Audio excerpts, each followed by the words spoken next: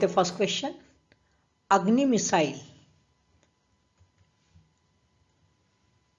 Canisterised missile, what is और are benefits of canisterization, देख लेते हैं। 1. Taking long projectile. 2. Reduction in time of launching missile. And 3. Improving storage. And 4. Ease in handling. Answer is B. 2, 3, 4 यानी taking long projectile नहीं, यानी लंबा ऐसा projectile जो होता है ये नहीं भाई। ओके, ये नहीं, यहाँ से मिसाइल लॉन्च हो गया और लंबा लेता है नहीं, इससे कोई लेना देना नहीं। प्रॉब्लम जो लॉन्चिंग के लिए रहता है मिसाइल का टाइम शेड्यूल वो कम हो जाता है, इससे फास्ट इसको लोड करना पॉसिबल है। स्टोरेज में इंप्रूवमेंट हो गए हैं और आसानी से हैंडल किया जाता है, and that is the main benefit of canisterization. देखो दोस्तों, न्यूज में इसलिए है कि ऑन द 18 दिसंबर 2021 जो है doctor APJ Abdul Kalam islands जो है उड़ीसा का कोस्टल एरिया, वहां के आइलैंड से ये टेस्टिंग किया गया। It's a variant of India's Agni class of ballistic missile है, न्यूक्लियर कैपेबल है, मीडियम रेंज है, 2 स्टेज है, कैनिस्टराइज है, सॉलिड प्रोपेलेंट है, weight 25 tons, range 2000 kilometres, and that's why it's comes under the medium range, है ना। इट्स अ गाइडेड मिसाइल, ये guided missile है, लेजर गायरोस्कोप बेस्ड है, इसलिए इसके वजह से कोई ये फॉल्ट हो जाएगा या फिर टारगेट हो जाएगा ऐसा कुछ इशू नहीं है ना। मिसाइल जो है टेक्स्ट बुक ट्रेजेक्टरी से प्रोजेक्ट होती है और इसी वजह से इसकी एक्यूरेसी जबरदस्त है, high level of accuracy. Then second question, this reptile which commonly found in northern Indian rivers went extinct in 1960 in the Beas Conservation Reserve, now successfully reintroduced, waiting for their natural breeding. The above description related with which reptile, है ना। देख लेते कौन सा reptile है। Answer is D, घड़ियाल। घड़ियाल ये रेप्टाइल है जो बियाज रिवर के एरिया में पाया जाता है। देख लेते दोस्तों न्यूज में क्या है। पूरे 50 साल बाद जो है, देखो कितना लंबा जो है फासला दिखता है। After 50 years they are now living in Beas reserve, और ये it's considered as a endangered reptile, endangered category में आता है, ध्यान में रखो। साइंटिफिक नेम है गैवियालिस गैनिटिकस।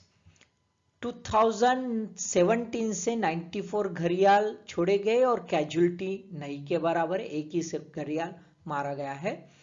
अब ये घड़ियाल जो है इसका ब्रीडिंग जो है करीबन 10 years का जब घड़ियाल हो जाता है तब उसका ब्रीडिंग शुरू हो जाता है। बस अभी ये 2017 में जब छोड़े गए तब से ये 6-7 साल के हैं, अभी ये 2-3 साल में इसका ब्रीडिंग शुरू हो जाएगा।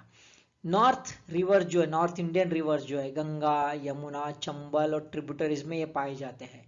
जैसे फॉरेस्ट में देखा जाए तो tiger is at the top most of the pyramid, है ना। फूड पिरामिड के टॉप पर जैसा टाइगर होता है, और tiger determine the whole ecosystem, उसी हिसाब से सेम ये प्रीडेटर्स जो है, ये प्रीडेटर्स रिवर जो है इकोसिस्टम इसके टॉप मोस्ट, जैसे यहाँ पे घड़ियाल भी ये टॉप मोस्ट प्रीडेटर है और इसी वजह से ये रिवर इकोसिस्टम को बैलेंस करते, तो इनका जो है कंजर्वेशन होना बहुत जरूरी है।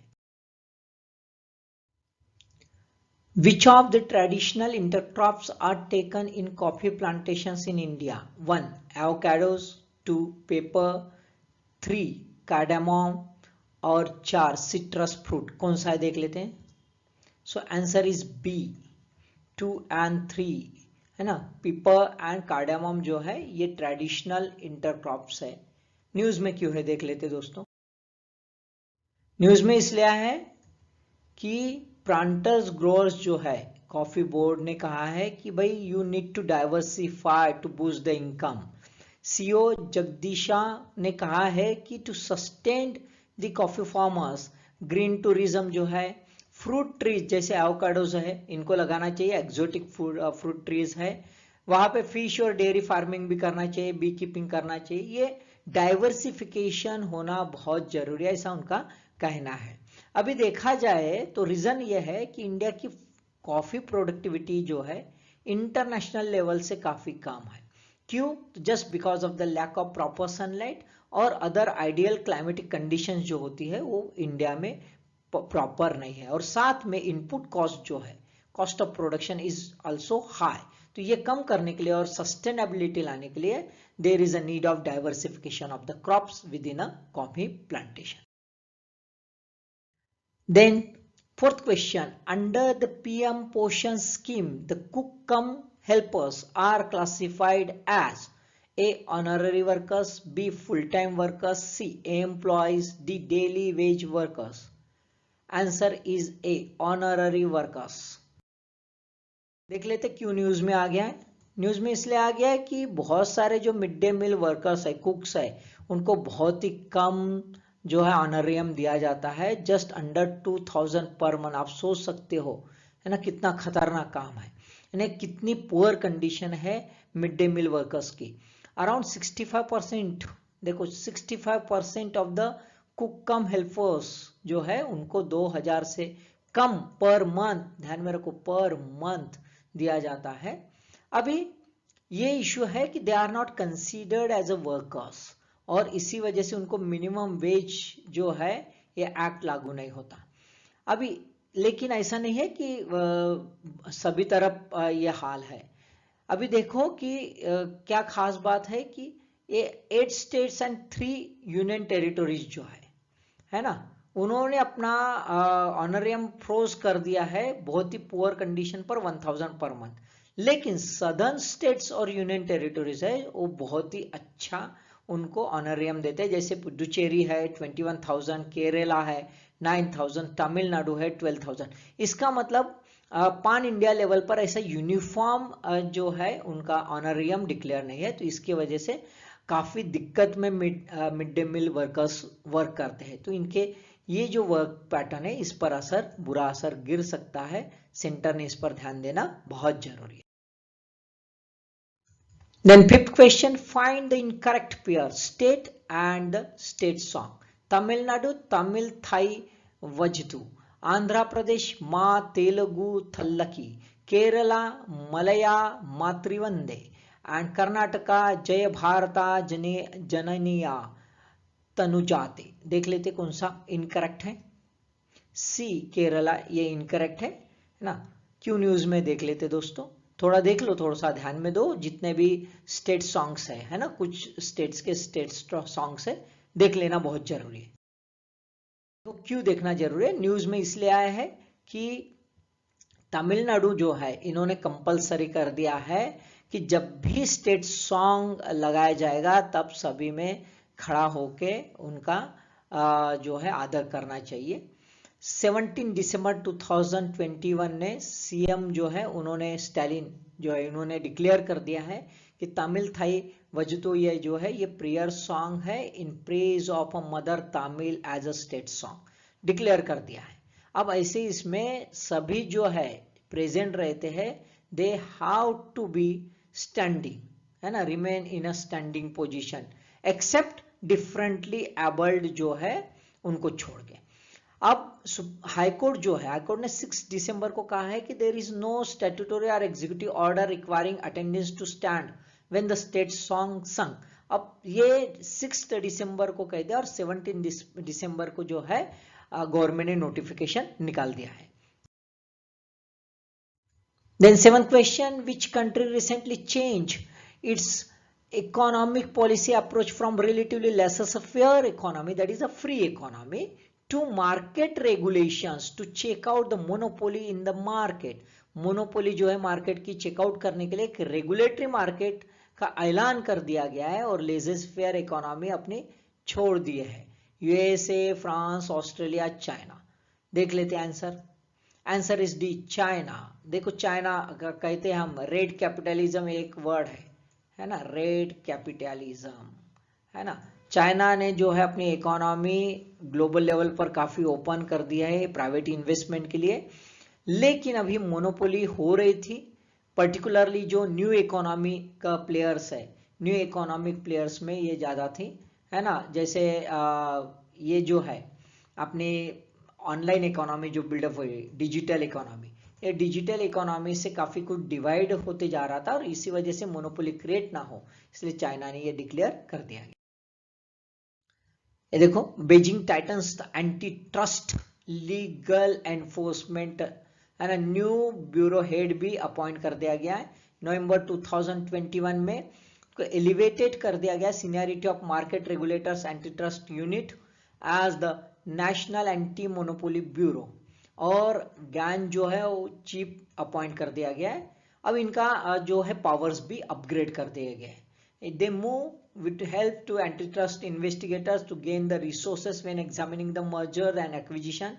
जब भी मर्जर और एक्विजिशन होकर अपनी मोनोपोली बढ़ाना चाहती है प्राइवेट प्लेयर्स, उसको रोकने के लिए काम करती है ना। It will set up the legal enforcement against the monopolistic behaviour, और एंटी मोनोपोली लॉ को अमेंड भी किया गया है और रेगुलेटरी फ्रेमवर्क को इंप्रूव करने की पूरी कोशिश की गई है। Then eighth question, Panex 21 is a disaster management exercise of BIMSTEC, A, or joint defense patrolling of Pakistan and China, or C, world largest export exhibition organized by G8, or D, think tank of Niti Aayog to tackle pandemic situations. Answer is A, a disaster management exercise of the BIMSTEC group. दोस्तों recently ये पुणे में exercise complete हो गई है ना, organized in the college of military engineering Pune. BIMSTEC जितने भी countries है वो कंट्रीज ने अभी कॉन्सिस्टेंटली आप देखा जाए तो पैंडेमिक की कंडीशन में ये पता चला है कि डिजास्टर रिलीफ मैकेनिज्म इसको स्ट्रीमलाइन करना, पर्टिकुलरली ह्यूमैनिटेरियन एस्पेक्ट्स के साथ इसको स्ट्रीमलाइन करना, नए चैलेंजेस के लिए इसकी सख्त जरूरत है और इसलिए पहली बार ही ये एक्सरसाइज की गई। यहाँ पे मल्टीपल एजेंसीज ने अपना पार्टनरशिप, अपना पार्टिसिपेशन किया था। The ninth question, Uthuruthilafallu UTF Harbour Naval Base Development Project is located in Bangladesh, Thailand, Maldives or Indonesia? Answer is C, Maldives। देखो न्यूज में क्यों है देख लेते दोस्तों। देखो इंडिया के साथ ये साइन हो गया था फरवरी 2021 में ये हार्बर डेवलप करने के लिए। ये देखो हार्बर कहाँ पे, ध्यान में रखो, माले के जस्ट ऊपर में है ना, ये माले अटॉल है, माले अटॉल के इसमें ही ये नेवल हार्बर डेवलपमेंट प्रोजेक्ट है। अब अपोजिशन जो है मोहम्मद सईद क्या कहते हैं कि ये प्रोजेक्ट में कोई ट्रांसपेरेंसी नहीं है और जो भी टर्म्स ऑफ एग्रीमेंट हो गए इंडिया के साथ ये पार्लियामेंट बता नहीं रही, ये गलत है ना। अपोजिशन काफी कुछ खफा है इंडिया का मिलिट्री प्रेजेंस जो है आइलैंड में जो है उसके लिए। अब ये एक स्ट्रैटेजिक हार्बर जो है और स्ट्रैटेजिक डेवलपमेंट हो रहा है यहाँ पे और इसी वजह से ये थोड़ी सी नोकझोंक चल रही है ना। तो इस पर इंडिया ने अपना रुख जो है क्लियर किया है और इंडिया अपने जो नेबर्स है, छोटे नेबर्स, वो उनके साथ अक्सर एक बिग ब्रदर का रोल निभाते रहा है और अक्सर हेल्प करते रहा है। 10th क्वेश्चन देख लेते, consider the following statement. Assertion A, linking Aadhaar card to the elector rolls will solve the problem of multiple enrolments of same person at different places. Reason, Aadhaar card is not a proof of citizenship. Answer is B, both A and R correct, यानी दोनों statement correct है लेकिन R is not a correct explanation of A.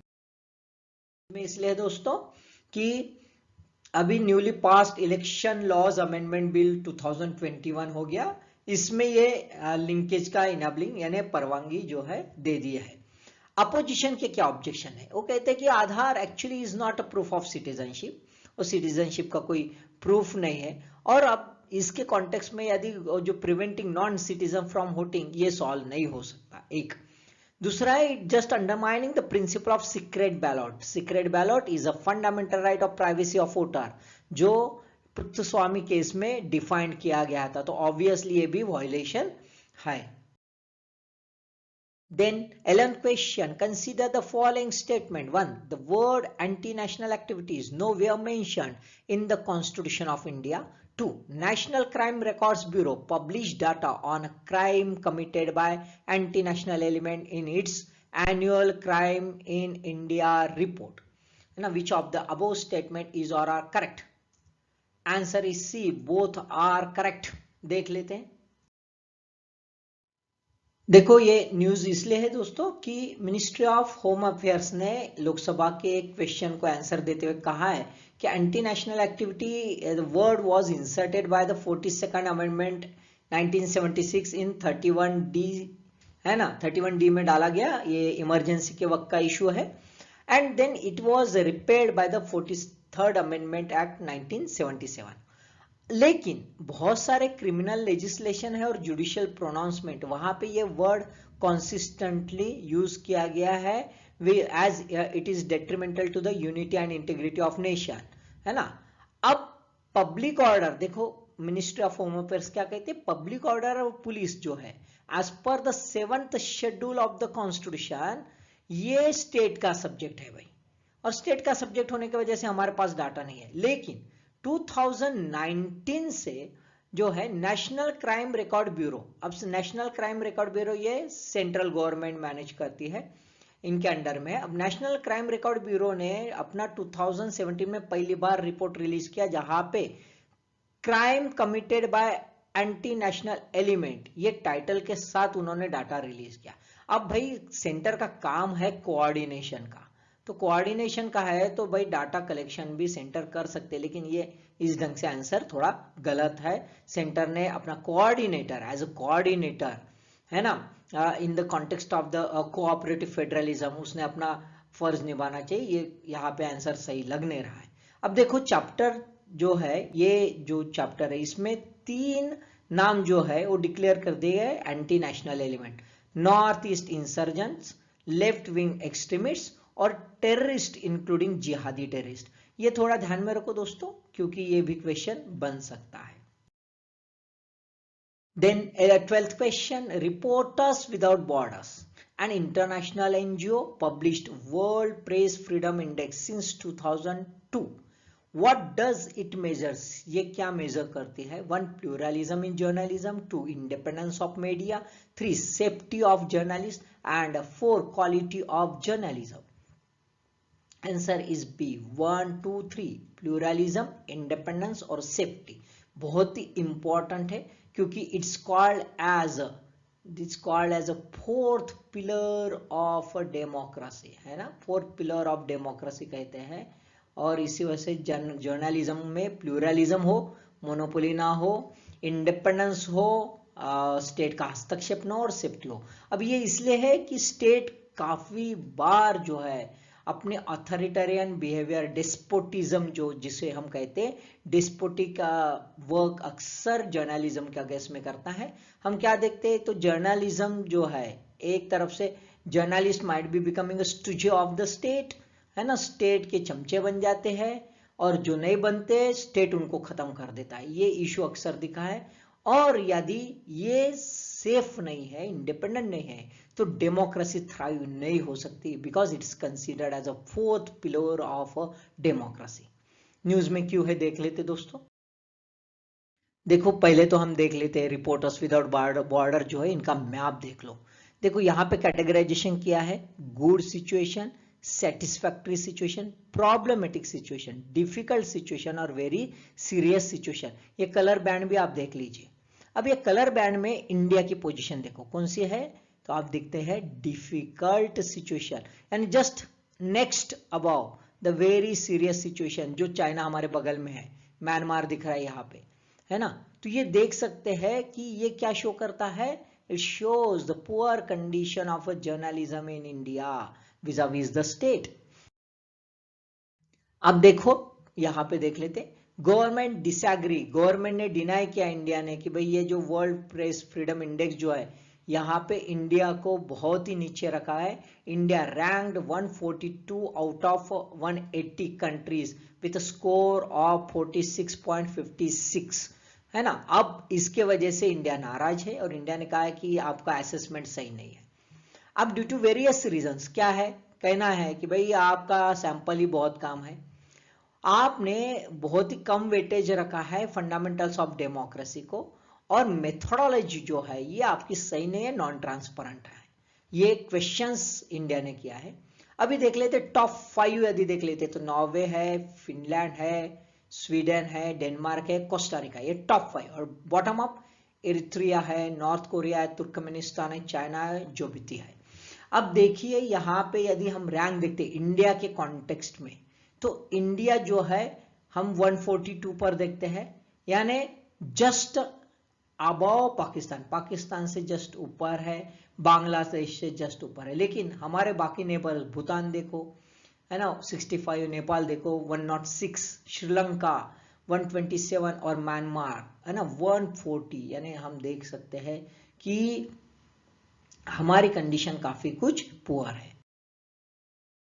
Then 13th question, as per the fundamental rights enumerated in the Constitution of India, which of the following is or are not integral part of any religion? 1. Disposition towards making gift for religious purpose. 2. Philosophy, right to communicate beliefs of religion to any person. 4th, right to manage temple. Not बोला है, ध्यान में रखो, हाँ हम गड़बड़ कर देते फिर। चलो आंसर देख लेते।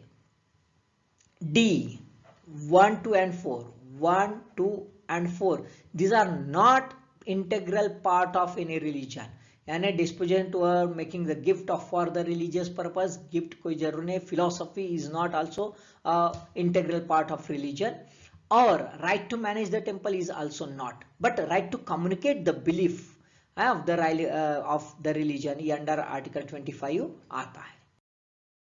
न्यूज में देख लेते दोस्तों, अभी क्या हो गया, बहुत सारे स्टेट जो है ये एंटी कन्वर्शन बिल बना रहे हैं, that is means freedom of religion act बना रहे हैं, है ना, एंटी कन्वर्शन बिल। देखो गुजरात में है, उत्तर प्रदेश में, हिमाचल प्रदेश में, मध्य प्रदेश में। अभी ये सभी स्टेट्स यदि देखा जाए तो हम क्या देखते हैं, ये सभी स्टेट्स जो है बीजेपी रूल्ड स्टेट्स है ना।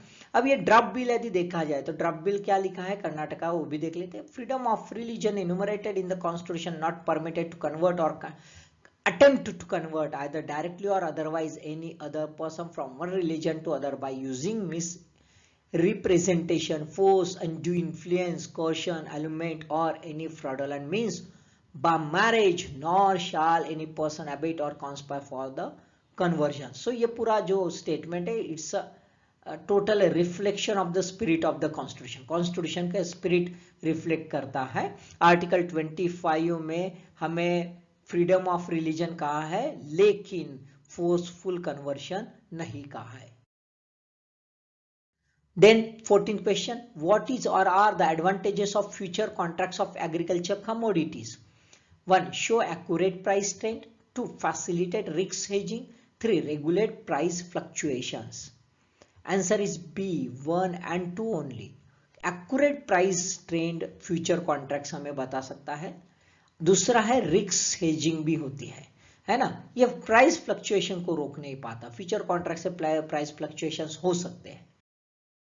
इसमें क्यों है दोस्तों, अभी देखो रिसेंटली जो है 20 दिसंबर 2021 में फ्यूचर्स प्लेटफॉर्म जो है national commodities and derivative exchange NCDEX, इसने 7 एग्रीकल्चर कमोडिटी जो है 7 एग्रीकल्चर कमोडिटीज 1 साल के लिए इसका फ्यूचर कॉन्ट्रैक्ट रोक दिया है। कौन सी है, चना है, वीट है, पैडी है, soybean, it's derivative, mustard seeds and it's derivative, crude palm oil और मूंग, इसको रोक दिया गया है। अब क्या बेनिफिट्स हो सकते हैं इसके, कि advantage of easy pricing, high liquidity और रिस्क हेजिंग, ये फ्यूचर कॉन्ट्रैक्ट के बेनिफिट्स थे। डिसएडवांटेजेस क्या थे, कि no control over the future events, price fluctuation पर कोई कंट्रोल नहीं रहता, और potential reduction in asset price at the expiration date approaches, ये दीज आर द डिसएडवांटेजेस।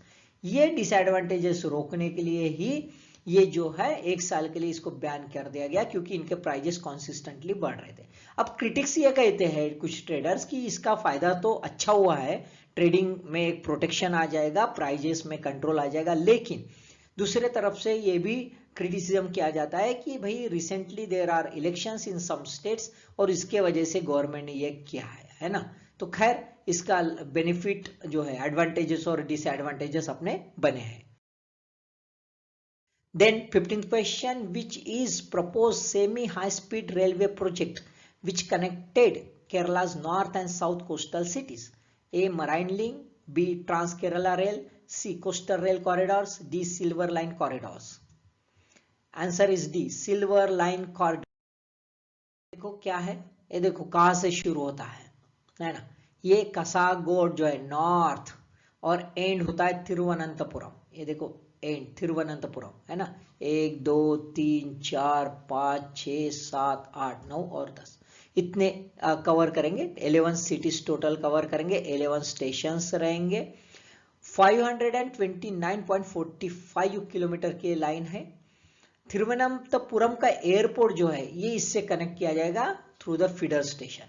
अब स्पीड 200 किलोमीटर पर आवर के हिसाब से रहने वाले है और इसी वजह से पूरा का पूरा केरला 4 घंटे में कवर होने वाला है, जो पहले 12 आवर्स लगता था, है ना। It's jointly executed by the K-Rail, joint venture है ये, केरेल यानी Kerala rail development corporation limited और union ministry of railways. Opposition क्यों हो गया कि भाई यहाँ पे खर्चा कुछ ज्यादा ही दिखा रहा है, बहुत ज्यादा खर्चा है और इसके वजह से सरकार पर बोझा गिरने वाला है। State might be going to the डेप्ट इन फ्यूचर। फाइनेंशियली ये अनवायबल है, यानी यहाँ पे जाएगा लेकिन रेवेन्यू जनरेशन कितना होगा इसका कुछ क्लैरिटी यहाँ पे दिख नहीं रही है। एनवायरमेंटल हार्म भी हो रहा है क्योंकि it cuts the roots of the precious wetland, क्योंकि ऑब्वियसली केरला में आपको देखता है बैकवाटर्स बहुत ज्यादा है, पैडी फील्ड है, बहुत सारी हिल तोड़ी जाएगी, ऐसा इनका कहना है। Then 16th question, Hurun Research Institute published annual Global Unicorn Index report. The index deals with ranking world startup, B evaluating global effort to conserve rhinos, C ranking world human skill development and D sensitivity index of virtual currencies. Answer is A ranking world startup, world के जो startup है इसकी ranking की जाती है। देखो ranking में देखा जाए तो इंडिया जो है इसकी पोजीशन बहुत ही बढ़िया हो गई है। India goes pass UK to be third top country, तीसरा है विथ 54, देखो 54 स्टार्टअप्स स्टार्ट हो गए हैं। यूएसए में तो बहुत ज्यादा है 487, चाइना में 301, यूके को पीछे करते हुए इंडिया आगे चला गया है। ग्लोबल यूनिकॉर्न इंडेक्स जो है 2021 क्या कहता है, which was publish by the Hurun research institute in association with the Guangzhou city commercial bureau and Huangpu district. अब ये 2000 से जितने भी स्टार्टअप फाउंड आउट हुए, क्रिएटेड हो गए, जिनका वर्थ एटलीस्ट $1 बिलियन है और अभी तक पब्लिक एक्सचेंज में लिस्टेड लेकिन नहीं हुए, ऐसे ही स्टार्टअप्स का ये रैंकिंग करती है ना। It found 1058 unicorns in the world, unicorn का मतलब स्टार्टअप्स, ओके। अब कहता है कि ये पिछले साल से इस बार ज्यादा बढ़ गए। देखो पैंडेमिक में क्या चेंजेस है ये भी बहुत इंपॉर्टेंट है कि नए इनोवेशंस आ रहे हैं और इसलिए नए स्टार्टअप्स क्रिएट हो रहे हैं। चाइना की ये जो हुरुन रिसर्च इंस्टीट्यूट है 2017 से अपना ट्रैकिंग कर रहे हैं यूनिकॉर्न्स की चाइना के साथ। अब वर्ल्ड के लेवल पर ये 2019 से ट्रैक कर रही है। 17 question, which of the following act not set age of 18 years when one ceases to be a child? A. The Majority Act 1875, B. Child Labor Amendment Act 2016, C. Protection of Children from Sexual Offences POSCO Act 2012 और D. Juvenile Justice Act 2015। यानी question ये है कि भाई कौन से act में 18 year as जो है वो चाइल्ड, जहां पे चाइल्डहुड खत्म हो जाता है वो कौन से एक्ट में नहीं बताया। So it's a B, child labour act में नहीं। चाइल्ड लेबर एक्ट के हिसाब से 18 ईयर्स नहीं होता है ना, बाकी सब में 18 ईयर्स है, ठीक है। न्यूज में इसलिए दोस्तों, न्यूज में क्यों है देख लेते हैं कि अभी ये मैरिज एज जो है, मैरिज एज बढ़ाया जा रहा है गर्ल्स का, है ना, 21 ईयर्स करने की चल रहा है कोशिश, इसके लिए ये न्यूज में है।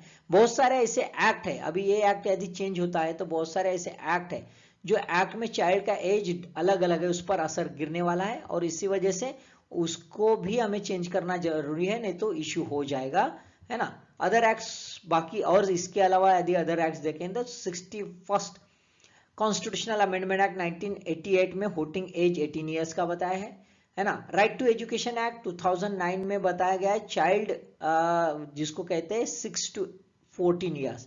चाइल्ड लेबर अमेंडमेंट एक्ट में और एक खास बात बताई गई है कि एडोलेसेंट एज जो है वो 18 ईयर्स का बताया। तो ये जो वर्डिंग है मतलब हर एक एक्ट अपना अलग अलग टाइप का चाइल्डहुड डिक्लेयर करता है, तो इसमें पैरिटी नहीं है, इसमें एक यूनिफॉर्मिटी नहीं, तो उससे ये जो इश्यूज है अपना कोई क्रिमिनलाइजेशन डिक्लेयर करने का, उसके इश्यूज आ सकते हैं। Then 18th question, how the financial inclusion improve the transmission of interest rate based monetary policy। Transmission interest rates जो होते हैं इसके इंप्रूवमेंट कैसे हो सकता है ना। 1. Increase preference of excluded from the cash instrument to the interest bearing bank deposits. ये इंक्लूजन के वजह से जो है ये बढ़ जाएगा। Expand the possibility of accessibility to the bank credit. Bank credit की एक्सेसिबिलिटी जो है वो भी बढ़ सकती है। या फिर will decrease the policy rate, policy rate कम हो सकता है। यानी इनका कहना है कि फाइनेंशियल इंक्लूजन यानी सभी लोगों का यदि बैंक में लिंक कर दिया जाए, है ना, हमने नो फ्रिल अकाउंट वगैरह देखे हैं, बराबर है, उसके वजह से फाइनेंशियल इंक्लूजन हो सकता है। या बहुत सारी गवर्नमेंट ने स्कीम लाई है जिसका डायरेक्ट बेनिफिट जैसे है, उससे ये जो है गरीब लोगों का भी बैंक के नेटवर्क में लाना पॉसिबल हुआ है। तो इससे क्या फायदा हो सकता है, तो कहते हैं कि पहला है increase the preference of excluded. Excluded and जो इंक्लूजन में नहीं है उनको कैश इंस्ट्रूमेंट से bank bearing bank deposit instrument की तरफ वो मुड़ सकते हैं, यानी credit card debit card use कर सकते हैं, चेक यूज कर सकते हैं rather than handling the cash. ऐसा हो सकता है, लगता है ऐसा हो सकता है। दूसरा है expand possibility of accessibility to bank credit. Obviously उनका बैंक खाता खोल दिया जाए तो बैंक क्रेडिट के लिए पॉसिबिलिटी बढ़ सकती है, यह भी हो सकता है। या will decrease the policy rate, यानी ज्यादा से ज्यादा खाता खुल गया है, ज्यादा से ज्यादा लोग नेटवर्क में आए तो हो सकता है रेट ऑफ इंटरेस्ट कम हो सकते हैं। चलो देख लेते हैं। ए है ना 1 and 2 ओनली, लगता तो तीनों है लेकिन 1 and 2 ओनली, इस पर असर नहीं करता। क्यों न्यूज में देखो, अभी रिसेंटली जो है फाइनेंशियल इंक्लूजन के बारे में आरबीआई के डिप्टी गवर्नर माइकल पात्रा जो है, इन्होंने एक Indian institute of management Ahmedabad के स्पीच में इसके काफी कुछ इंपॉर्टेंट बेनिफिट्स के बारे में उजागर किया है। इंटरेस्ट सेंसिटिविटी, साथ में इंटरेस्ट सेंसिटिविटी जो है ऑफ फाइनेंशियल सेविंग ये भी बढ़ सकती है। साथ में क्या बढ़ सकता है, तो changes due to the interest bearing deposit replacing the currency in people's portfolio. अपने आप करेंसी के जगह इंटरेस्ट बेयरिंग डिपॉजिट्स आ जाएंगे तो interest rate sensitivity of money balances also go down, interest rate sensitivity भी बदल सकती है। साथ में interest rate based monetary policy by causing an increase number of people to become a responsive to the interest rate cycle, यानी पूरा का पूरा जो है पॉलिसी ट्रांसमिशन हो सकता है। Then 19th question, powerful space telescope like Hubble and JWST are also called as a time machine because A. ability to search many cosmic objects within a micro million time. B. cover large part of universe than the terrestrial telescope. C. ability to view very far away objects with created millions of years ago. And D. located in a space-time neutral position far away from the earth. क्या है देख लेते हैं। C, answer is a C, ability to view very far away object with which created million years ago। बहुत लाखों करोड़ों साल पहले जो ऑब्जेक्ट क्रिएट होते हैं उनको देख पाते हैं, उनके सिचुएशन में उनका जो रेज आता है अपने तरफ वो टाइम के कॉन्टेक्स्ट में देख पाते हैं। तो हमें मिलियन ईयर्स एगो में क्या हो गया वो हमें पता चल सकता है और इसी वजह से इसको टाइम मशीन कहते हैं, यानी पास्ट में ये जा सकता है भाई, है ना। अभी रिसेंटली जो है ये छोड़ा गया, नासा का जेम्स वेब स्पेस टेलीस्कोप जो है फ्रेंच गुयाना से छोड़ा गया। अब ये जो है हबल के साथ साथ दोनों सैटेलाइट अभी they can ability to peep into the past, है ना, बहुत फार अवे के ऑब्जेक्ट देखेंगे और फार अवे के ऑब्जेक्ट देख लिया तो ऑब्वियसली जितने डिस्टेंस प्लैनेट वगैरह है ना, उनका जब ओरिजिन हुआ उनके ओरिजिन के कॉन्टेक्स्ट में, उस टाइम स्पेस के कॉन्टेक्स्ट में हम देख पाएंगे तो हमें पास्ट में क्या हो गया वो पता चल पाएगा। Then 20th question, consider the following statements with regard to the foreign currency asset of the forex of India. 1. expressed in dollar terms to include effects of appreciation or depreciation of a non-US units such as euro, pound sterling and Japanese yen held in forex are three largest component of forex. क्या है देख लेते, which of the above statement is or are correct? D 1, 2 and 3 all three are correct है ना. Express in dollar term होता है, यहाँ पे जो नॉन डॉलर्स होते हैं उनका भी असर गिरता है और it's the largest component of the forex. दोस्तों न्यूज में इसलिए आया है कि अभी फॉरेक्स जो है उस पर काफी कुछ असर गिर रहा है. It's consistently weak in a fourth time ना. अब रिकॉर्डिंग फॉल ऑफ $160 मिलियन एकदम से कम हो गया to the end week December 17. अब इसका मेजर रीजन है fall into the foreign currency asset. Foreign currency asset कम हो गया करके.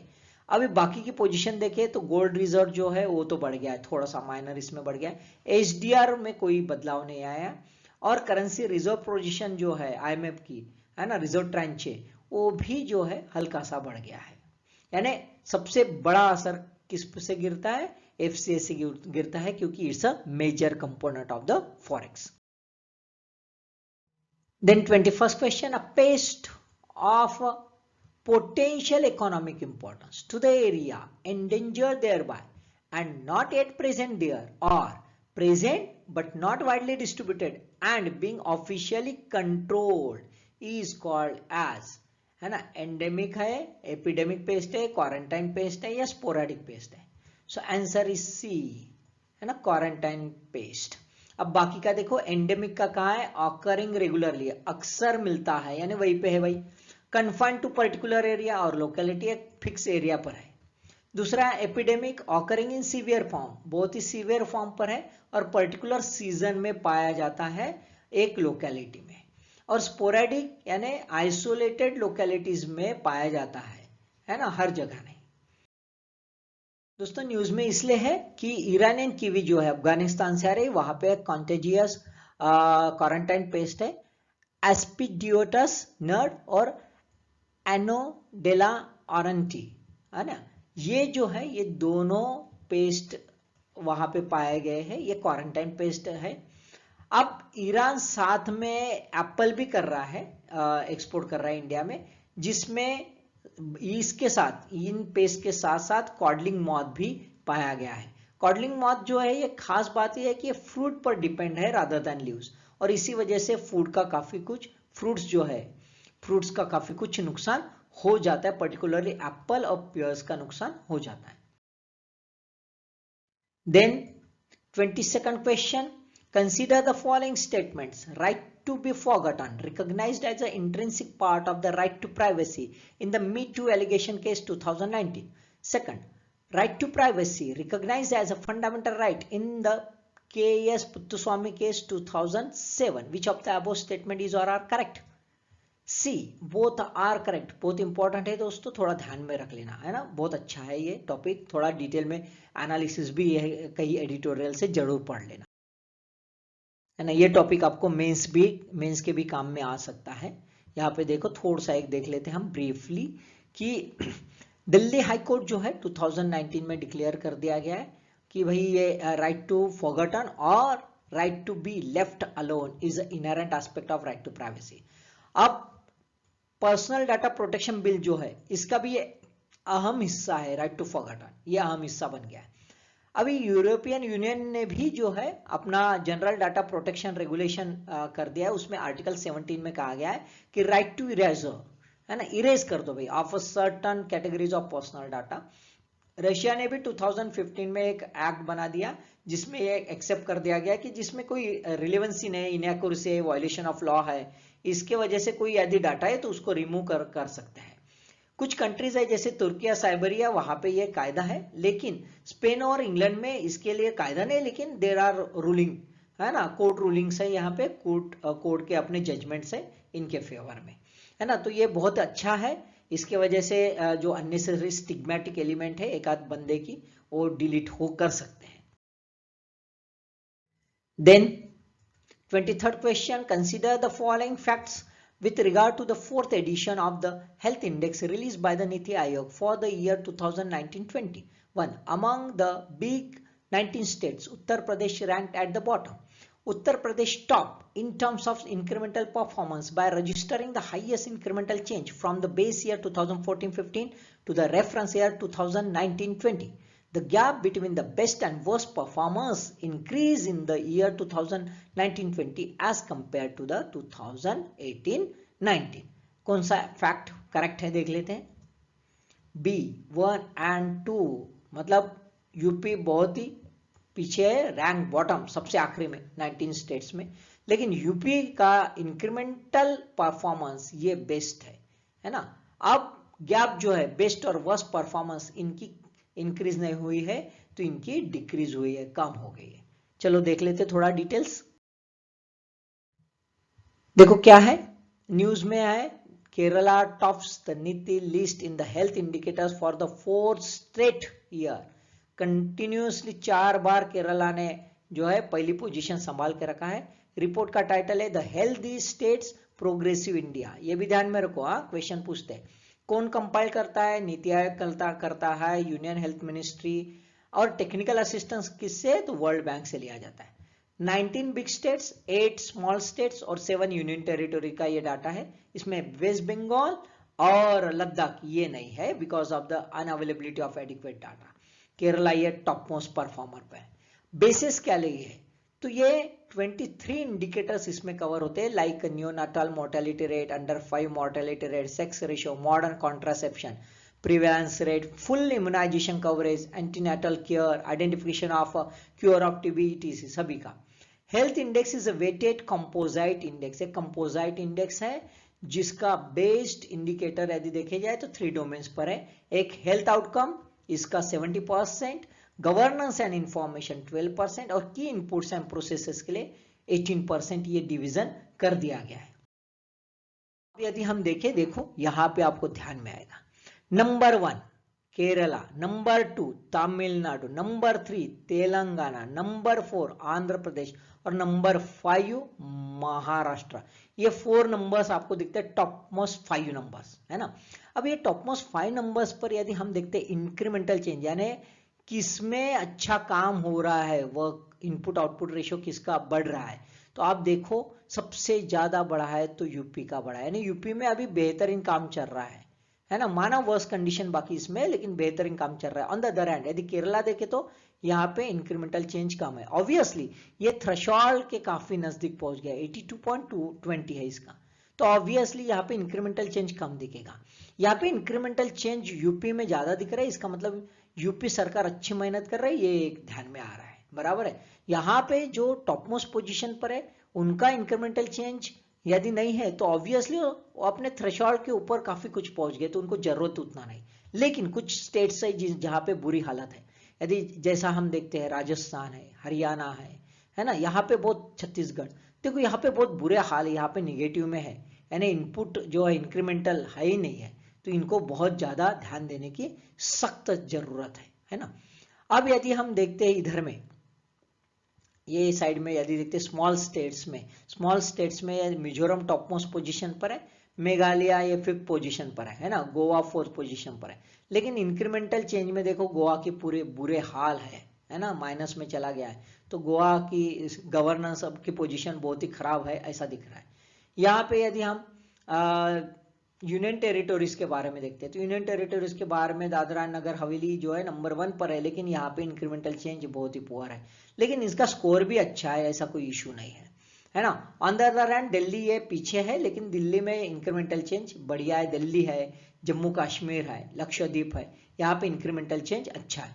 तो इससे ये पता चलता है कि भाई कई थ्रेशोल्ड के ऊपर क्रॉस कर लिया तो उनको जो है इनपुट आउटपुट का कोई इशू नहीं है. लेकिन बाकी जो स्टेट्स पीछे है उनमें से काफी कुछ स्टेट्स अभी प्रोग्रेस कर रहे हैं, लेकिन काफी कुछ स्टेट्स को वर्कआउट करना जरूरी है. Then 24th question, governor of a state as an ex officio chancellor of university of concerned state. 1. Appoints search committee to vice chancellors of the state university. 2. Acts as a president of the senate. 3. Power to direct inspection of university and affiliated colleges. 4. Approves statutes passed by senate. Answer is D, all 4 are correct. देखते हैं दोस्तों news में क्यों आया।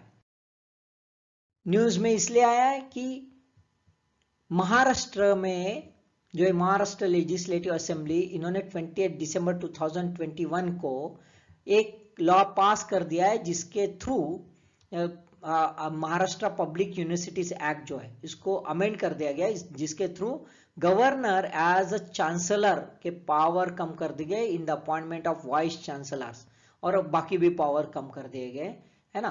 तो ये इसी वजह से न्यूज में आया है।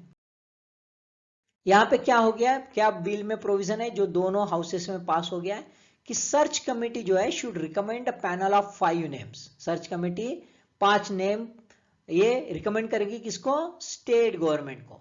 स्टेट गवर्नमेंट उसमें से 2 नाम फाइनल करेगा और फिर गवर्नर को भेजेगा, और governor shall have to choose from this 2।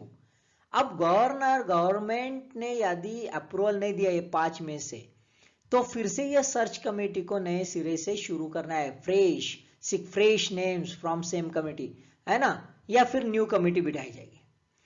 अब साथ में इन्होंने देखो कितना डाइल्यूट कर दिया, एक पोस्ट चांसलर की पोस्ट क्रिएट कर दी। अब पोस्ट चांसलर कौन ऑक्युपाई करेगा? Minister of higher and technical education. इसके क्या पावर्स रहेंगे?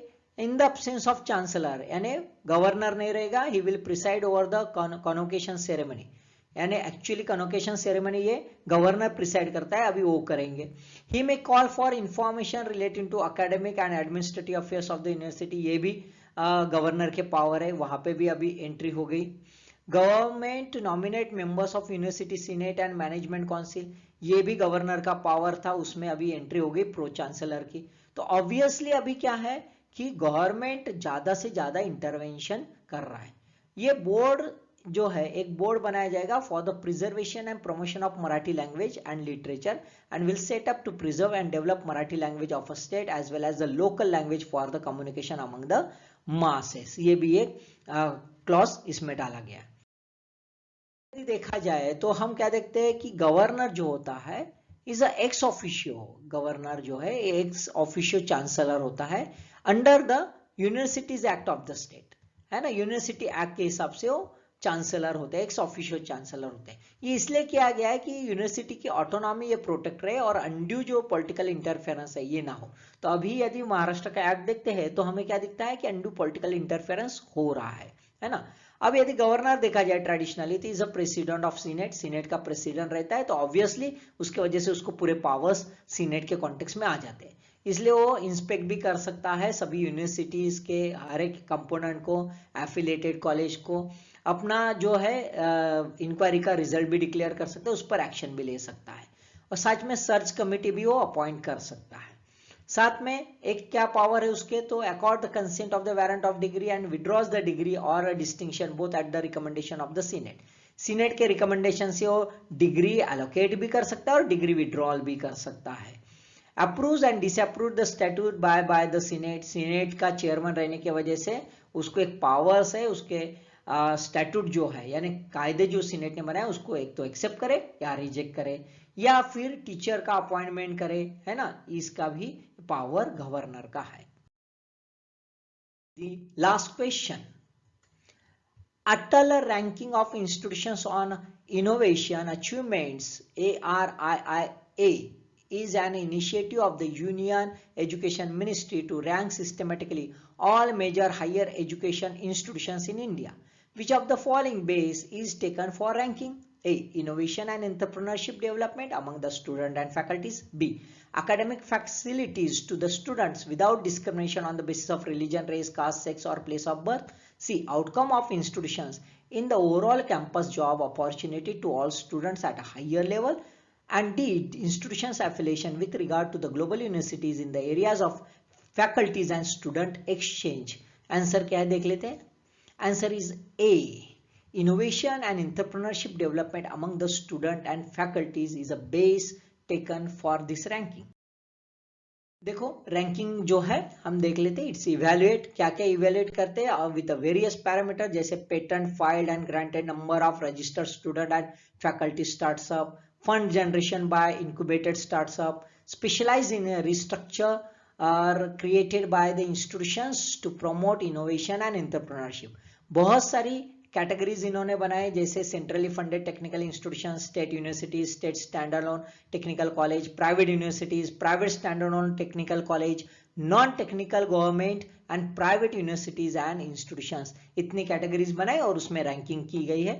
टॉप रैंकर्स यदि हम देखते हैं तो सभी आईआईटीज दिखते हैं, आईआईटी मद्रास, बॉम्बे, दिल्ली, कानपुर, रुड़की। उसके बाद आईआईएससी दिखता है और उसके बाद फिर से आईआईटी हैदराबाद, आईआईटी खड़गपुर, बाद में national institute of technology Calicut और Motilal national institute of technology Allahabad Uttar Pradesh. ये थोड़े 10 नाम याद कर लेना दोस्तों, क्योंकि आईआईटी कंटिन्यूस है तो थोड़ा सा क्वेश्चन आ सकता है रैंकिंग का, ठीक है।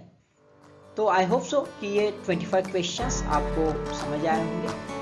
आप अच्छे से देखिए, थोड़ा डाटा मैंने दिया है, थोड़ा एनालिसिस, उसको भी समझने की कोशिश कीजिए और अपने खुद के क्वेश्चंस बना के अपना जो सक्सेस